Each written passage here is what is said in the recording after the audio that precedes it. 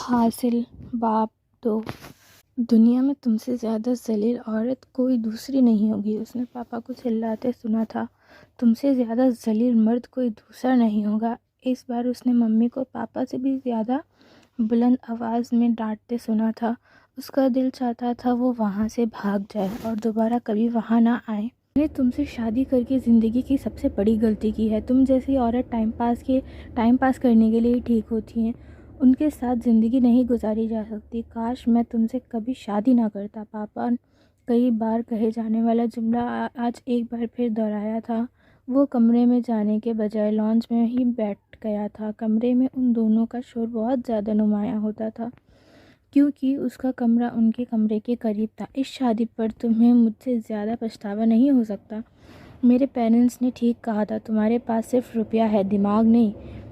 تمہارا دل اور دماغ دونوں تنگ ہیں اور تنگ رہیں گے۔ تم لوگ نہ خود خوش رہ سکتے ہو، نہ دوسروں کو رہنے دے سکتے ہو۔ اصل میں تم جیلس ہوتے ہو کیونکہ اس شہر، اس ملک میں مجھے جاننے والے لوگ تمہارے جاننے والے لوگ سے زیادہ ہیں۔ جاننے والے لوگ یا چاہنے والے؟ حدید نے سر اٹھا کر کچن کے دروازے کو دیکھا۔ وہاں ملازم کام میں مصروف تھے۔ اس نے اندازہ لگانے کی کوشش کی وہ کس حد تک باتیں سن سکتے ہیں۔ اس کے باوجود اس کے والدین کی آوازیں یقیناً کچن تک جا رہی تھیں، مگر ملازم کے چہرے پر کوئی تاثرات نہیں تھا۔ وہ حسب معمول کچن میں ادھر ادھر پھر کر معمولی کام نپٹانے میں مصروف تھے۔ ان کے لیے آوازیں نئی نہیں تھیں۔ حدید کی طرح وہ بھی یہ سب سننے کے پچھلے کئی سال سے سنتے آ رہے تھے۔ ٹھیک ہے، چاہنے والے ہی سمجھ لو۔ تم جیسے تھرڈ کلاس ذہنیت رکھنے والے انسان سے کسی بات کی توقع کیسے رکھی جا سکتی ہے؟ یہ سب کچھ جو آج تمہارے پاس ہے، یہ اسی تھرڈ کلاس ذہنیت والے آدمی کی وجہ سے ہے۔ تم نے مجھ پر کوئی احسان نہیں کیا۔ جو تم نے مجھے دیا وہ ہر شوہر بیوی کو دیتا ہے، بلکہ اس سے بہت زیادہ دیتا ہے جتنا تم نے مجھے دیا ہے۔ آئی وش میں نے تمہیں کچھ نہ دیا ہوتا۔ میں تمہیں گھر کے ایک کمرے میں بند رکھا ہوتا، تمہیں کبھی باہر نہ جانے دیا ہوتا۔ اس نے پاپا کی بات پر ممی کا ایک زانیہ کہا سنا تھا۔ تم 20ویں صدی میں رہتے ہو بلال علی، 18ویں صدی میں نہیں۔ تم مجھے کیسے قید کر سکتے تھے؟ میرے جیسی عورت کو ایک کمرے میں بند کر کے کیسے رکھ سکتے تھے؟ تم جانتے ہو جس سوسائٹی میں ہم موو کرتے ہیں وہاں زرشی کے حوالے سے جانے جاتے ہیں۔ تمہاری اپنی کوئی پہچان نہیں ہے وہاں۔ میری وجہ سے تم کروڑوں کے کانٹریکٹ حاصل۔ اس نے پاپا کو ممی کی بات کاٹ کر چلاتے سنا۔ میں تمہاری وجہ سے کچھ حاصل نہیں کر سکتا۔ تمہارے حوالے سے صرف بدنامی اور رسوائی ملتی ہے مجھے۔ تمہاری آوارگی کی وجہ سے لوگوں کے مذاق کا نشانہ بنتا ہوں میں تمہارے حوالے سے پہچانا جانا نہیں چاہتا۔ تم عذاب بن گئی ہو میری زندگی کا۔ حدید کا چہرہ سفید ہو جا رہا تھا۔ کچھ بھی نیا نہیں تھا، پھر بھی وہ ہر بار ان لفظوں کی اذیت پہلے سے زیادہ ہوتی تھی۔ میں آوارہ ہوں تو تم کیا ہو؟ تمہارے کارنامے گنواؤں نہ بیٹھ کے تو صبح ہو جائے گی۔ دوسروں پر انگلی اٹھانے سے پہلے اپنے گریبان میں منہ ڈال کر دیکھو، تم کیا ہو؟ تم کیا سمجھتے ہو؟ تمہاری سرگرمیوں کے بارے میں کچھ نہیں جانتی؟ سب کچھ تم ہی جانتے ہو بلال علی۔ سب کچھ نہیں جانتی ہوں۔ تم جس بزنس ٹور کے لیے اپنی سیکرٹری کے ساتھ مری گئے تھے نا، میں اس سے بھی واقف ہوں۔ ہاں گیا تھا، میں لیلا کے ساتھ مری گیا تھا۔ پھر تمہیں کیا تکلیف ہے؟ ایک بار نہیں 10 بار جاؤں گا۔ خود کون سی پارسا ہو؟ وہ آج کل نیا ماڈل جو ہر وقت ساتھ لیے پھرتی ہوں، جانتا ہوں اس کے ساتھ تمہارا کیسا تعلق ہے۔ حدید اپنا سر بے بسی سے ہاتھوں میں لے کر بیٹھ گئے۔ یہ سب روز نہیں ہوتا تھا کیونکہ ممی اور پاپا کا سامنا روز نہیں ہوتا تھا۔ وہ کئی دن کے بعد ملا کرتے۔ کبھی پاپا اپنے بزنس ٹور پر گئے ہوتے اور کبھی ممی اپنے فیشن شو کے سلسلے میں کئی دن گھر سے باہر رہتی۔ لیکن جب بھی ان دونوں کا سامنا گھر پر ہوتا تھا، وہ یہی سب کچھ کہا کرتے اور کیا کرتے تھے۔ ایک دوسرے پر الزام تراشی، ایک دوسرے سے نفرت کا اظہار، ایک دوسرے کی کمیوں کو اچھالنا، چیخنا، چلانا، گالیاں دینا، برتن توڑنا یا ہر وہ چیز جو ان دونوں کے ہاتھ میں آ جاتی وہ توڑ دیتے۔ وہ بچپن سے یہی سب کچھ دیکھتا آ رہا تھا۔ بچپن میں وہ بہت سی باتوں کو زیادہ گہرائی سے نہیں سمجھتا تھا۔ والدین کے درمیان ہونے والے ہر جھگڑے کے بعد وہ اللہ سے دعا کرتا تھا کہ سب کچھ ٹھیک ہو جائے، ان دونوں کے درمیان صلح ہو جائے اور ناراضگی ختم ہو جائے، مگر ایسا کبھی نہیں ہوا تھا، اور اگر کبھی ایسا ہوا بھی تو صرف وقتی طور پر۔ اس کی ممی شادی سے پہلے ایک ماڈل گرل تھی۔ شادی کے کچھ عرصہ تک وہ ماڈلنگ کرتی رہی، پھر حدید کی پیدائش سے کچھ عرصہ پہلے انہوں نے ماڈلنگ چھوڑ کر کپڑوں کی ڈیزائننگ کا کام شروع کر دیا۔ اس کے پاپا ایک مشہور بزنس مین تھے۔ ممی کو انہوں نے ایک کیٹ واک میں ہی دیکھا تھا۔ اس وقت وہ لندن میں تھی اور بلال علی بھی تعلیم حاصل کرنے کے لیے وہاں گئے تھے۔ کیٹ واک کے بعد وہ دونوں میں ایک مختصر ملاقات ہوئی تھی، پھر یہ مختصر ملاقات لمبی ملاقاتوں کی بنیاد بن گئی۔ 1.5 سال تک یہ سلسلہ چلتا رہا، پھر بلال علی نے باقاعدہ طور پر زرشی کو پرپوز کر دیا۔ زرشی کے والدین نے کچھ اعتراض اٹھائے تھے کیونکہ وہ زرشی کو پاکستان میں سیٹل ہوتے نہیں دیکھنا چاہتے تھے۔ بلال علی کو پاکستان ہی آنا تھا کیونکہ وہاں ان کی فیکٹری تھی۔ زرشی اپنے والدین کے اعتراض اور ناپسندیدگی کے باوجود بلال علی سے شادی کر لی تھی، کیونکہ اس وقت ان کے سر پر بلال علی کے عشق کا جنون سوار تھا۔ مگر بعد میں جب وہ باقاعدہ طور پر انگلینڈ چھوڑ کر پاکستان رہنے لگیں تو انہیں احساس ہونے لگا کہ بلال علی بہت ہی کنزرویٹو آدمی تھے، کم از کم بیوی کے معاملے میں، جبکہ بلال علی کا خیال تھا کہ انہوں نے زرشی کو جتنی آزادی دے رکھی ہے اتنی آزادی ان کے خاندان کی کسی دوسری عورت کو حاصل نہیں تھی، اور یہ خیال بھی بڑی حد تک ٹھیک تھا۔ زرشی شادی کے بعد کچھ عرصہ تک ماڈلنگ کرتی رہی۔ بلال نے اس پر کوئی اعتراض نہیں کیا۔ حدید کی پیدائش سے کچھ عرصہ پہلے اس نے ماڈلنگ چھوڑ دی، مگر وہ گھر بیٹھنے والی عورت نہیں تھی۔ اس نے باقاعدہ طور پر کپڑوں کی ڈیزائننگ شروع کر دی تھی۔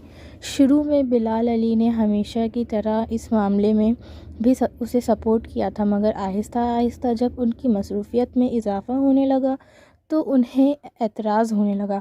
وہ رات گئے تک مختلف پارٹیز میں رہتی اور حدید کو گورنرز کے پاس چھوڑے رکھتی۔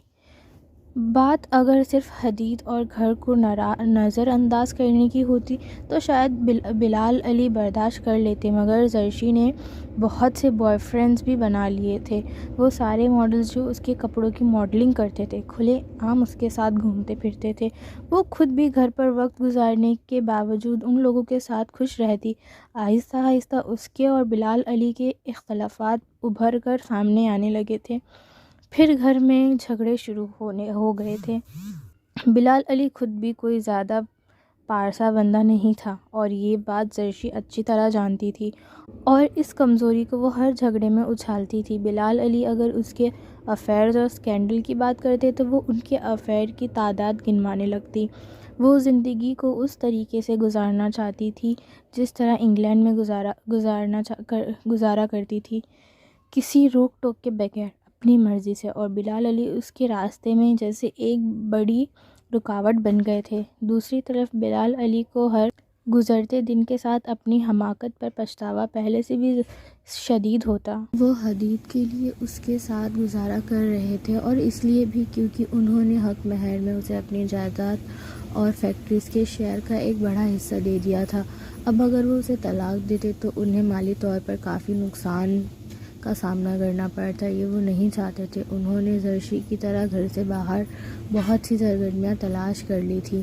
وہ دونوں کسی نہ کسی طرح زندگی گزارنے کی کوشش کر رہے تھے، مگر اپنی اس زندگی کی کوشش میں انہوں نے جس چیز کو بلا دیا تھا وہ حدید تھا۔ پیدائش کے کچھ عرصے کے بعد ہی زرشی اور بلال نے اس کے لیے گورننس رکھ دی تھی، پھر کچھ عرصے کے بعد گورننس بدل کر ایک اور گورننس رکھ دی، اور یہ سلسلہ تب تک چلتا رہا جب تک او لیولز کے بعد وہ باہر نہیں چلا گیا۔ بار بار گورننس کو بدلنے سے یہ ہوا کہ وہ کسی کے ساتھ بھی مانوس نہیں ہو پایا اور اس کی زندگی میں رشتوں کی کمی اس کے سب سے بڑا عذاب بن گئی تھی۔ زرشی اپنے والدین کی اکلوتی اولاد تھی اور بلال علی کی 2 بہنیں تھیں جو دوسرے شہر میں سیٹل تھی۔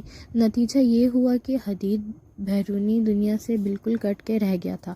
اسکول سے گھر آنے کے بعد وہ سارا دن گھر پر ہی رہتا تھا، ٹیوٹر سے ہوم ورک کرتا، کسی دوست سے فون پر بات کرتا، ٹی وی دیکھتا یا بلا مقصود گھر میں پھرتا رہتا۔ بعض دفعہ وہ کئی دن ماں باپ کا چہرہ بھی دیکھ پاتا کیونکہ صبح جس وقت اسکول جاتا اس وقت وہ دونوں سو رہے ہوتے اور جس وقت شام کو بلال علی فیکٹری سے واپس آتے اور زرشی اپنے بوٹیک سے، اس وقت امنون وہ اپنے ٹیوٹر کے پاس ہوم ورک کر رہا ہوتا تھا۔ جب تک وہ ہوم ورک سے فارغ ہوتا تھا تب بلال علی اور زرشی دوبارہ اپنی سرگرمیوں کے لیے گھر سے جا چکے ہوتے۔ بعض دفعہ وہ دونوں اکٹھے چلے جاتے لیکن زیادہ تر وہ الگ الگ جایا کرتے تھے۔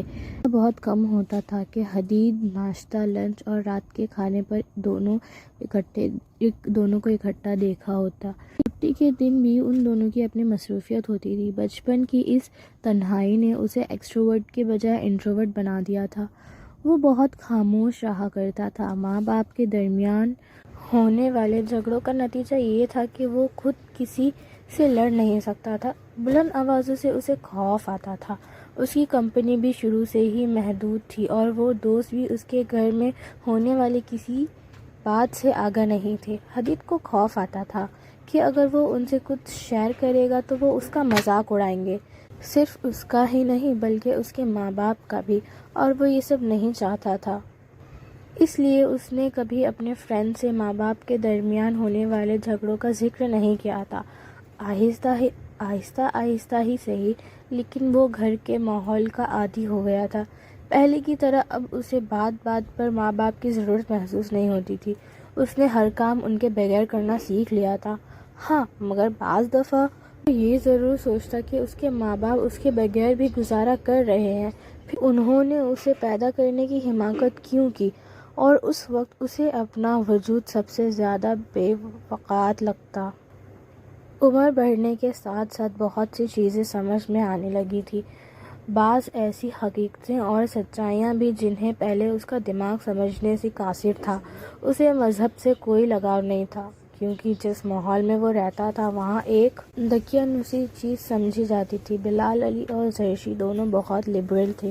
شاید یہ کہنا بالکل غلط نہیں ہوگا کہ وہ دونوں صرف نام کے ہی حد تک مسلمان تھے۔ وہ دونوں اپنے اصول پر خواہشات کے مطابق اپنے جیسے لوگوں کے ساتھ زندگی گزار رہے تھے۔ جس سوسائٹی میں وہ رہتے تھے وہاں کبھی کسی کو خدا کی ضرورت محسوس نہیں ہوتی تھی۔ وہاں کام نکلوانے کے لیے یا تو روپیوں کی ضرورت ہوتی تھی یا تعلق کی، اور یہ دونوں چیزیں لوگوں کو زمین پر ہی مل جاتی تھی، اسی لیے کسی کو بھی خدا کے سامنے گڑ گڑانے کی ضرورت ہی محسوس نہیں ہوتی تھی۔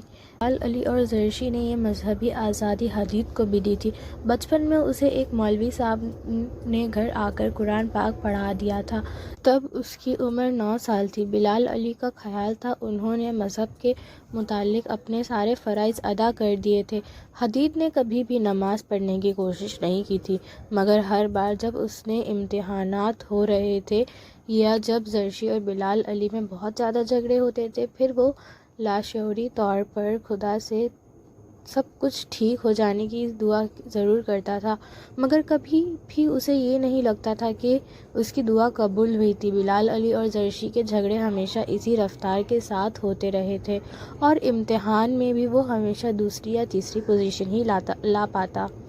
پہلی پوزیشن صرف ایک خواب رہتی، مگر وہ پھر بھی اکثر خدا سے دعا ضرور مانگا کرتا تھا، خاص طور پر جب وہ بہت تنہائی محسوس کر رہا ہوتا۔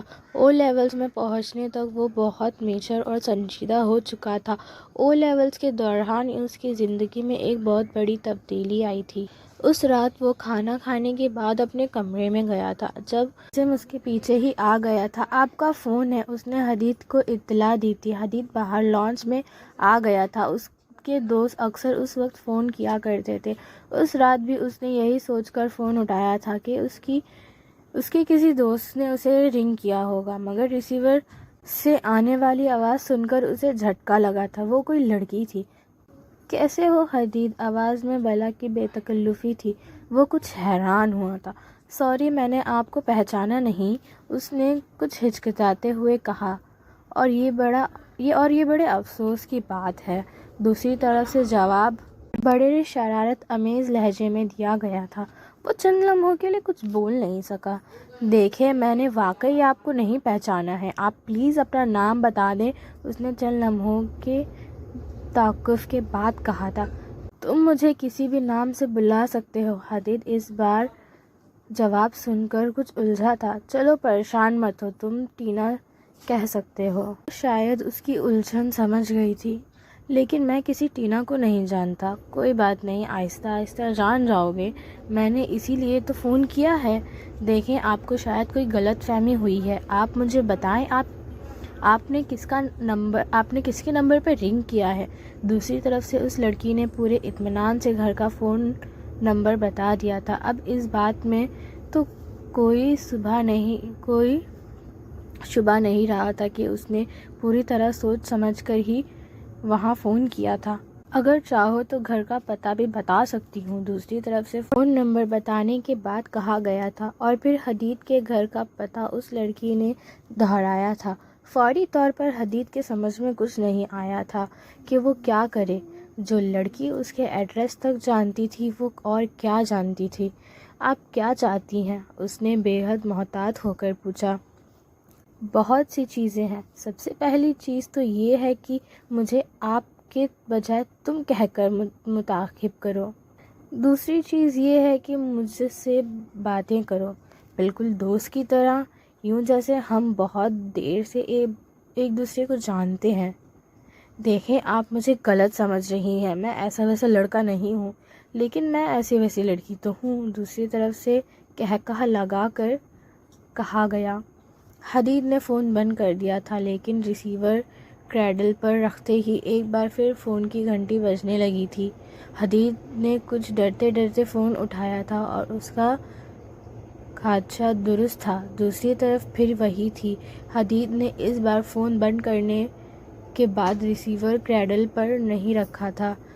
اپنے کمرے میں آنے کے بعد وہ بہت دیر تک نہیں سو سکتا تھا۔ یہ اس کی زندگی میں پہلی بار ہوا تھا کہ اس طرح کوئی لڑکی اس سے یوں بات کرتی۔ اسے حیرانی ہو رہی تھی کہ وہ لڑکی اس کا نام اور گھر کا پتہ کیسے جانتی ہے، اور آخر وہ کیا چاہتی ہے۔ وہ بہت دیر تک اس کے بارے میں سوچتا رہا تھا، وہ کیا چاہتی تھی۔ اگلے چند دنوں میں یہ اس پر واضح ہو گیا تھا۔ ایک بار اسکول سے گھر آنے کے بعد فون کی گھنٹی بار بار بج رہی تھی۔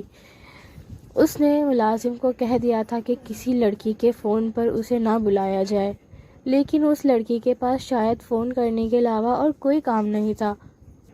وہ اس وقت تک فون کرتی رہتی جب تک مجبور ہو کر ملازم حدید کو بلا نہ لاتا۔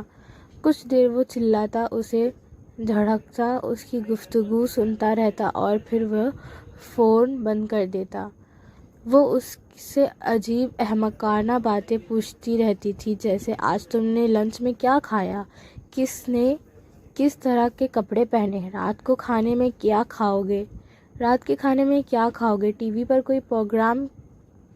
کوئی پروگرام دیکھا ہے۔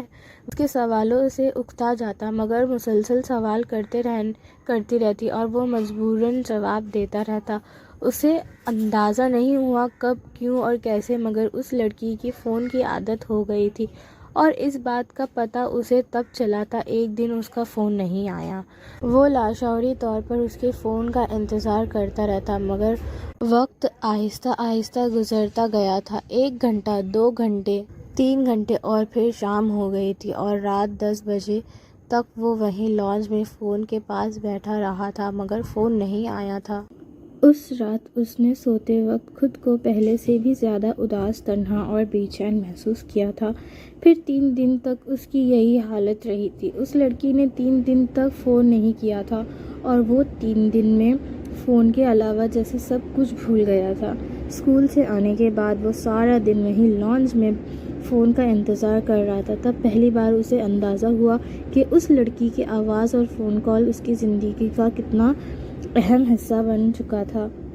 چوتھے دن جب وہ اسکول سے گھر آیا تھا اور لنچ کر رہا تھا، تو اس نے لانچ میں فون کی گھنٹی سنی تھی۔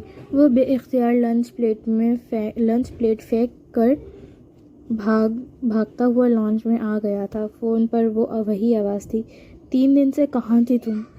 وہ آواز سنتے ہی چلایا تھا۔ دوسری طرف سے اس نے کہکہا لگایا، اس کا مطلب ہے کہ تم نے میری کمی محسوس کی؟ وہ چپ ہو گیا تھا۔ وہ سچ کہہ رہی تھی، بتاؤ نا، خاموش کیوں ہو؟ تم نے مس کیا مجھے؟ وہ ہنستے ہوئے پوچھ رہی تھی۔ ہاں، میں نے تمہیں بہت مس کیا۔ تم کہاں تھی؟ اس نے اعتراف کرتے ہوئے کہا، میں مری گئی تھی اپنی فیملی کے ساتھ۔ مگر تم مجھے بتا تو سکتی تھی، یا کم از کم وہاں سے فون تو کر سکتی تھی، اس نے احتجاج کیا۔ اگلی دفعہ میں تمہیں بتا کر جاؤں گی، اس نے جیسے حدید کو تسلی دینے کی کوشش کی۔ حدید خاموش ہو گیا، اور 3 دنوں کے بعد حدید کی زندگی میں سب کچھ بدل گیا تھا۔ 14 سال کی عمر میں وہ جس محبت میں گرفتار ہوا تھا، وہ اس سے 1 سال بڑی تھی، مگر حدید کو جیسے اس بات کی پرواہ نہیں تھی۔ شروع میں ان دونوں کی گفتگو صرف فون پر ہوا کرتی تھی، اور پھر آہستہ آہستہ ٹینا نے اسے بتا دیا تھا کہ وہ اس کے اسکول میں پڑھتی تھی۔ حدید اسے دوسرے لڑکوں سے بہت مختلف لگا تھا، اور اس کا دل چاہتا تھا کہ وہ اس سے دوستی کرے، اور پھر اس نے حدید کے بارے میں معلومات اکٹھا کرنی شروع کر دی تھی، اور نتیجہ وہ فون کال تھی جو اس نے پہلی بار حدید کو کی تھی۔ وہ دونوں اب اسکول میں بھی ملا کرتے تھے، اور پھر آہستہ آہستہ یہ ملاقاتیں گھر سے باہر بھی ہونے لگی تھی۔ اسے ٹینا کی ہر بات پسند تھی، ہر انداز بھاتا تھا۔ وہ ان لڑکیوں میں سے نہیں تھی جنہیں آسانی سے بھلایا جا سکے۔ پھر پہلی بار جس کے ساتھ حدید نے اپنی بات شیئر کی تھی وہ ٹینا ہی تھی۔ اس نے اسے ہر بات بتا دی تھی، اپنا بچپن، اپنی تنہائی، اپنی خواہشات اور اپنے والدین۔ اسے ہر ایک کے بارے میں اسے سب کچھ بتا دیا تھا۔ وہ ہمیشہ بڑی ہمدردی سے اس کی باتیں سنتی اور اسے تسلیاں دیتی رہتی۔ خود وہ بھی 2 بھائیوں کی اکلوتی بہن تھی۔ اس کے ڈیڈی بھی بزنس کرتے تھے، اور اس کی ممی بھی کافی سوشل تھی، لیکن حدید کی ممی کی طرح وہ گھر سے باہر بہت زیادہ ایکٹیو نہیں تھی، اور نہ ہی انہوں نے گھر کو اس کی ممی کی طرح بالکل نظر انداز کیا ہوا تھا۔ لیکن اس کے باوجود بھی وہ اس تنہائی اور ڈپریشن کا شکار تھی جس کا سامنا حدید کر رہا تھا۔ دونوں گھنٹوں بیٹھے ایک دوسرے کو اپنے گھر اور گھر والوں کے حالات بتاتے رہتے۔ کیا بات ہے حدید، بہت پریشان ہو؟ اس دن بریک میں ٹینا نے اسے دیکھتے ہی پوچھا تھا۔ پاپا ممی کو طلاق دینا چاہتے ہیں۔ دینے دو، یہ ان کا مسئلہ ہے، تم کیوں پریشان ہو رہے ہو؟ حدید نے حیرانی سے ٹینا کے اطمینان کو دیکھا تھا۔ بیٹا، یہ ان کا مسئلہ نہیں، یہ میرا مسئلہ ہے۔ وہ میرے پیرنٹس ہیں، تو پھر میں ان کے بغیر نہیں رہ سکتا۔ ٹینا سنجیدگی سے کچھ دیر اسے دیکھتی رہی تھی۔ اس کے باوجود کہ انہوں نے تمہیں نظر انداز کر رکھا ہے، ٹینا نے کہا۔ ہاں، اس حقیقت کے باوجود کہ حدید نے اس کی بات کاٹ دی، انہوں نے ہمیشہ مجھے نظر انداز کیا ہے۔ میں چاہتا ہوں کہ وہ اکٹھے رہیں۔ صرف تمہارے چاہنے سے کیا ہوگا؟ وہ تم سے پوچھ کر تو نہیں کوئی فیصلہ کریں گے۔ پھر مجھے بتاؤ ٹینا، میں کیا کروں؟ میں ان دونوں کے بغیر نہیں رہ سکتا۔ میں ان میں سے کسی کو بھی کھونا نہیں چاہتا، اس نے بیچارگی سے کہا۔ حدید، برے والدین سے ایک اچھا باپ بہتر ہے۔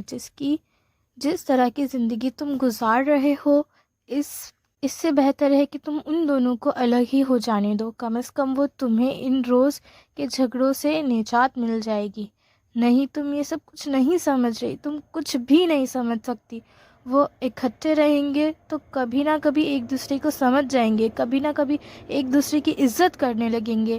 ڈیورس ہونے کے بعد تو مجھے خوف آتا ہے ٹینا، وہ الگ ہو جائیں گے تو میرا کوئی گھر نہیں رہے گا۔ وہ دونوں اپنے نئی دنیا میں مصروف ہو جائیں گے، وہ مجھے بھول جائیں گے۔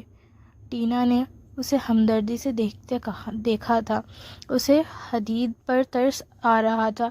انہیں جو کرنا ہے وہ کریں گے، تمہارے کہنے سے کوئی نہیں رکے گا۔ تم بڑے ہو رہے ہو، تمہیں میچور ہو جانا چاہیے، حقیقت کا سامنا کرنا چاہیے۔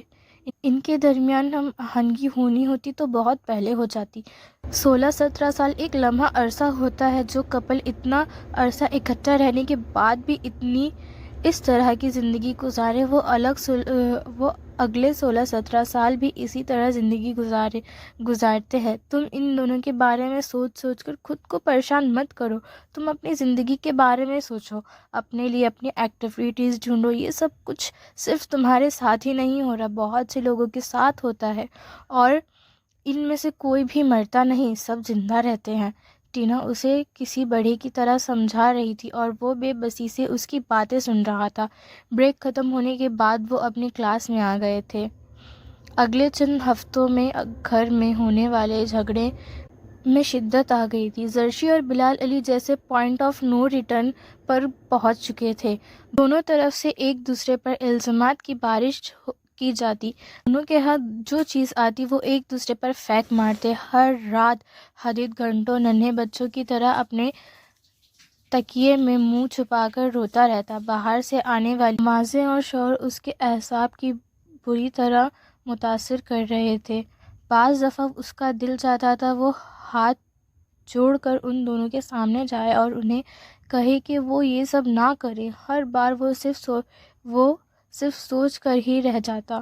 زرشی اور بلال علی کو اگر اب تک کسی چیز نے اکٹھے رکھا ہوا تھا تو وہ ان کی مشترکہ جائیداد اور فیکٹریز کے شیئرز میں اس کا حصہ تھا۔ دونوں فریق مختلف کی زندگی کو قدر عذاب بنا دینا چاہتے تھے کہ دوسرا خود ہی اسے زندگی سے نکال دے۔ زرشی چاہتی تھی کہ بلال علی اسے خود طلاق دے دے، بلال علی چاہتا تھا کہ زرشی کھلا لے لے، کیونکہ اس صورت میں انہیں بلال علی کو جائیداد میں سے زرشی کو کچھ دینا نہیں پڑتا، جبکہ طلاق دینے کی صورت میں زرشی جائیداد کا ایک بڑا حصہ لے جاتی اور حدید سوچتا خوش رہنے کے لیے آخر آپ کو کس چیز کی ضرورت ہوتی ہے؟ اگر محبت اور دولت بھی آپ کو اکٹھا نہیں رکھ سکتی تو پھر کون سی چیز رکھ سکتی ہے؟ وہ میگزینز اور نیوز پیپر میں نئے ماڈلز کے ساتھ اپنی ماں کے اسکینڈلز کی خبریں پڑھتا اور ہر خبر زرشی کو نئی خود سے اپنی نظروں سے گرا دیتی۔ ہر نئے اسکینڈلز کے بعد اس کے لیے اسکول جانا دنیا کا سب سے بڑا مشکل کام ہوتا تھا۔ اس کے کلاس فیلوز اس کی ماں کے حوالے سے اس سے کچھ پوچھتے اور اس پر جیسے گھڑوں پانی پڑ جاتا۔ اس کے کلاس فیلو اس کی ماں کی فگر اور سٹائلز کی تعریف کرتے اور اس کا خون کھولنے لگتا۔ اس کے لیے زرشی کا نام اور حوالہ جیسے کہ ایک گالی بن گیا تھا، اور زرشی اس بات پر نازان تھی کہ وہ فیشن ڈیزائننگ کی دنیا کا ایک بڑا نام ہے۔ اس نے فیشن انڈسٹریز کو ایک نیا ٹرینڈ دیا ہے۔ اس کا نام سن کر لوگ منہ مانگی قیمت پر اس کا منعقد کردہ فیشن شوز کی ٹکٹ خرید لیتے تھے۔ اس کے تیار کردہ کپڑے پہنے عورتیں اپنے لیے اعزاز سمجھتی تھیں۔ میں تمہارے نام سے پہچانی نہیں جاتی بلال علی، تم میرے نام سے جانے جاتے ہو۔ وہ ہر جھگڑے میں بلال علی کو یاد کروانا نہ بھولتی، اور اس کا یہ جملہ جیسے جلتی پر تیل کا کام کرتا تھا۔ بلال علی مزید بھڑک اٹھتا تھا۔ حدید نہیں جانتا کہ او لیولز کے بعد اے لیولز کے لیے اسے باہر بھیجنے کا فیصلہ کس کا تھا۔ اسے صرف او لیولز کا رزلٹ آنے کے بعد بلال علی نے اس بات کی اطلاع دی تھی۔ اس نے ہمیشہ کی طرح خاموشی سے سر جھکا دیا تھا۔ انگلینڈ جانے سے پہلے وہ ٹینا سے ملا تھا۔ 17 سال کی عمر میں اس نے پہلی بار کسی لڑکی کو پرپوز کیا تھا۔ کیا تم چند سال میرے انتظار نہیں کر سکتی؟ صرف چند سال؟ ایک ریسٹورنٹ میں لنچ کرتے ہوئے اس نے ٹینا سے پوچھا تھا۔ وہ مسکراتے ہوئے اسے دیکھتی رہی۔ صرف چند سال؟ میں ساری زندگی تمہارا انتظار کر سکتی ہوں۔ مجھے یہ یقین ہو کہ تم واپس ضرور آؤ گے۔ مجھ پر یقین کرو ٹینا، آئی سویئر میں واپس ضرور آؤں گا، اس نے بے تابی سے کہا۔ ٹینا نے ٹیبل پر رکھے ہوئے اس کے ہاتھ پر اپنا ہاتھ رکھ دیا تھا۔ آل رائٹ، میں تمہارا انتظار کروں گی، اس نے کہا تھا، اور اس دن وہاں ریسٹورنٹ میں بیٹھے بیٹھے انہوں نے اپنی زندگی کے بہت سے فیصلے کر لیے تھے۔ ہم دونوں کبھی آپس میں جھگڑا نہیں کریں گے، کبھی ایک دوسرے پر چلائیں گے نہیں، ہم اپنے پیرنٹس سے مختلف زندگی گزاریں گے، بالکل مختلف.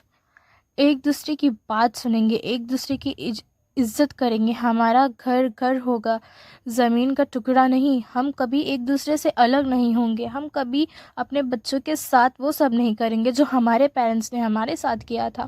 وہاں انہوں نے مل کر بہت سے خواب بنے تھے. ہر خواب کی خواہش کی تار سے بنایا گیا تھا. ہر تار کو امید سے سوئی سے جوڑا گیا تھا. اس رات 2 بجے کی فلائٹ سے انگلینڈ جاتے ہوئے وہ اگر خوش نہیں تھا تو کم از کم پرسکون ضرور تھا. زندگی میں ایک دم سے ہی جیسے کوئی مقصد آ گیا تھا. مجھے اسٹڈیز میں بہت محنت کرنی ہے کیونکہ مجھے ٹینا کو کچھ دینا ہے اور وہ سب کچھ میرا اپنا ہوگا، میرے پیرنٹس کا نہیں. پلین میں آنکھیں بند کر کے سونے سے پہلے اس نے جیسے خود سے ایک وعدہ کیا. انگلینڈ میں اس کی زندگی بہت مصروف تھی، مگر اس کے باوجود وہ ٹینا سے مسلسل رابطے میں رکھے ہوئے تھا. ہر ویکینڈ پر وہ اسے فون کرتا اور ہفتے میں 2 بار اسے خط لکھتا. اس نے اب اپنے پیرنٹس کے بارے میں پہلے کی طرح پریشان ہونا چھوڑ دیا تھا. اس کی بیزاری کچھ اتنی ہی بڑھ گئی تھی. اس دن نانا نے اسے فون کیا تھا. حدید، زرشی پر کس نے فائرنگ کی ہے؟ وہ زخمی ہے، ہاسپٹل میں ایڈمٹ ہے. ان کی آواز میں گھبراہٹ تھی. حدید کے پیروں تلے جیسے زمین نکل گئی تھی. نانا، یہ کیسے ہو سکتا ہے؟ مجھے کسی نے کچھ بتایا نہیں. اس نے اس خبر کی صداقت پر یقین نہیں آ رہا تھا. حدید، میں سچ کہہ رہا ہوں. تم پاکستان فون کر کے اپنے فادر سے پوچھ لو. اور مجھے بلال نے ہی فون پر اطلاع دی تھی. حدید نے مزید کچھ کہے بغیر فون بند کر دیا اور پاکستان کال کرنے لگا.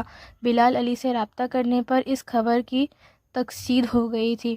تم پریشان مت ہو حدید، زرشی ٹھیک ہے. گولی صرف بازو سے چھوٹتے ہوئے گزر گئی ہے. وہ کل گھر آ جائے گی. وہ بالکل فکر مند نہیں لگ رہے تھے. پاپا، میں واپس آنا چاہتا ہوں. پلیز میری سیٹ بک کروا دیں. میں ممی کو دیکھنا چاہتا ہوں. اس نے اصرار کیا تھا. میں نے تمہیں بتا دیا ہے نا کہ زرشی ٹھیک ہے. تم فکر مت کرو. تمہارے پیپرز ہونے والے ہیں. اس طرح تم سب کچھ چھوڑ کر ایسے کیسے آ سکتے ہو؟ بلال علی کی آواز میں اب ناراضگی تھی، مگر حدید پر اس کا اثر نہیں ہوا تھا. پاپا، میں صرف چند دن کے لیے آنا چاہتا ہوں، پھر واپس آ جاؤں گا. پلیز میری سیٹ بک کروا دے. اس نے بلال علی سے صرف اتنا اصرار کیا تھا کہ وہ اس کی بات ماننے پر مجبور ہو گئے تھے. وہ اگلے دن پاکستان واپس آ گیا تھا. زرشی کو دیکھ کر اسے تسلی ہوئی تھی.